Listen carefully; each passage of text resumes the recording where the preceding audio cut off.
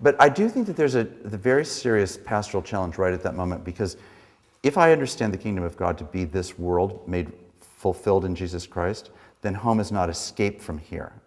So part of the call to maturing in that way is that there's a kind of experience of home that can actually be subversive to a deeper understanding of the kingdom. So we make affinity, association, peaceableness, sort of general personal well-being as the mark of that home, as opposed to the peculiar remade humanity that's going to look like the diversity of the kingdom of God. Gary Haugen, the founder of International Justice Mission, explores this theme in a certain way when he talks about a story when he was a little boy on Mount Rainier, the littlest son of 3. His dad and his older brothers are going to go hiking up part of Mount Rainier. He realizes he's going to be left in the ice or the dust, as it were, and whines enough that finally his dad relents and says, okay, you can stay at the visitor center. So he stays at the visitor center, being a very precocious kid, decides he's going to prove to his older brothers that he had the better experience. He devours the videos, all the placards, memorizes everything he can, so that by the time they come back, he can impress them with all that he's learned about the visitor center.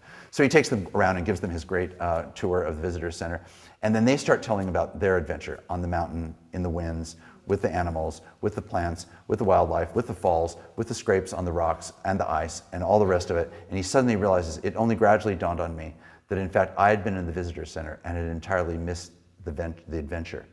And that the whole point of the visitor center was actually for life on the mountain. And then he says, and what dawns on me is that so much of the American church feels as though it's really about building and maintaining visitor centers. And people then getting very comfortable and happy in their visitor centers as a kind of home, as an imitation of home, as part of the down payment of home, but as a diversion from the real adventure. And then we spend all of our time doing the really risky things. I know, we're going to get a new sound system for the visitor center. I know, we're going to introduce new instrumentation to the visitor center. That will be the risk of the decade. We're going to blow out the back wall and get a bigger visitor center, right? It's all about the visitor center, when the whole purpose of the visitor center is to get people out of the visitor center into a context where they're actually engaged in the real world, on the mountain, right?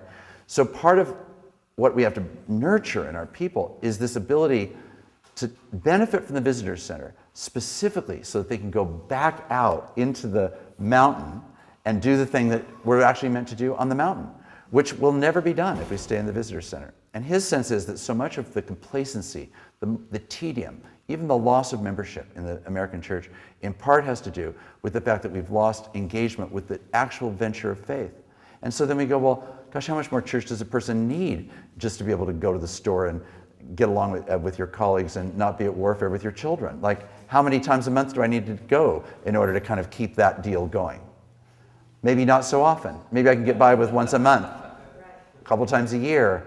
That's good. Christmas, Easter, that kind of does it for me. Keeps everything kind of adequately stable. That's totally different than like, I'm desperate to worship God with the community of God's people because in fact, I'm on the mountain and life is at risk and I'm trying to give my life away in a significant way. And the challenges of that are so significant, I've got to be back with God's people and nurtured and encouraged in the community of household of faith so that I can go back again to the mountain. Not to just the sort of image of back to the sand pile or back to the rock heap, but back to the place where God's work in the kingdom is meant to be lived out as exiles, right? That's that rhythm.